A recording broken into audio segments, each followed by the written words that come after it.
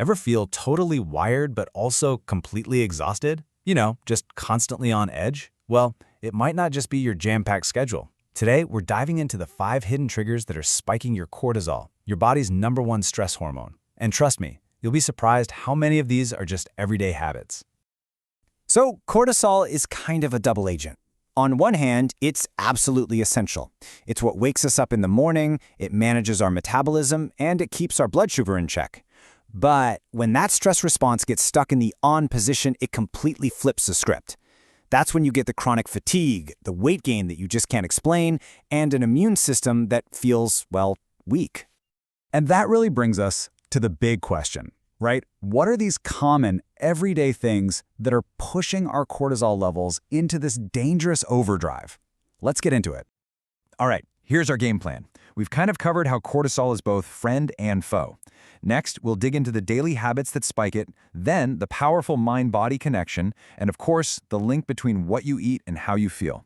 And finally, we'll talk about how to take back control.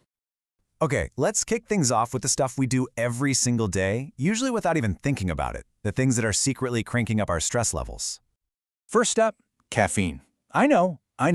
For so many of us, it's the fuel that gets our day started. But here's the thing. When you overdo it, especially if you haven't eaten, you're basically sending an emergency alert to your body.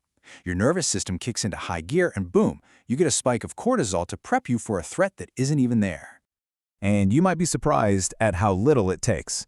According to the National Institutes of Health, drinking more than 2 cups of coffee a day can start messing with your natural cortisol rhythm. So that jittery feeling you get, that's not just energy. That's your body's stress response going into overdrive. Now, this next one catches a lot of people off guard: overtraining. We all know exercise is amazing for managing stress, but there's a tipping point. When you're doing grueling back-to-back workouts without giving your body a chance to recover, your body just sees it as one big physical stressor. So what's the magic number for recovery days? Well, it's definitely not 0. A report from Stanford University makes it clear that going full throttle all the time keeps your cortisol chronically high. So instead of building muscle and getting stronger, you're just breaking your body down.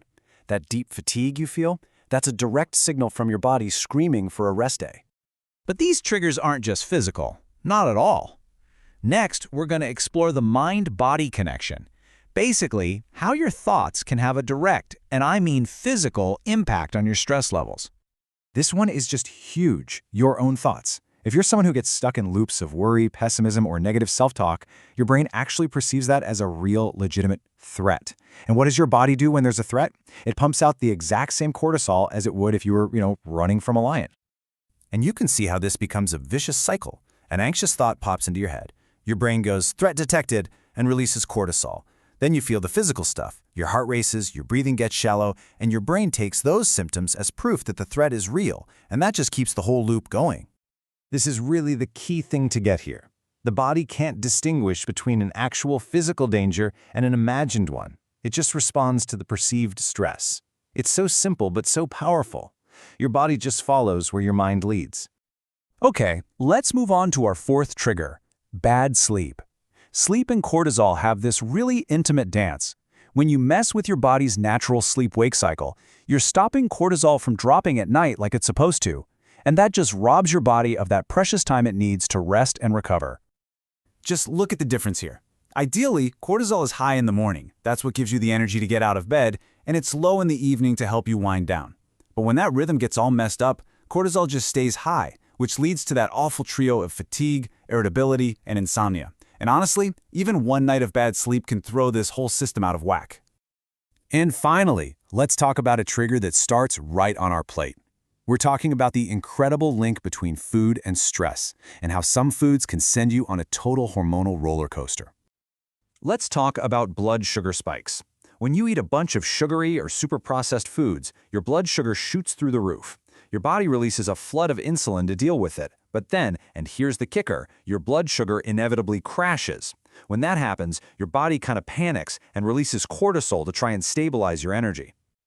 This chart shows that cycle perfectly. You have the high sugar meal, your blood sugar spikes, insulin rushes in, and then you get that hard crash. And what's your body's fix for that crash? It pumps out cortisol. It's a roller coaster that can trap you day after day.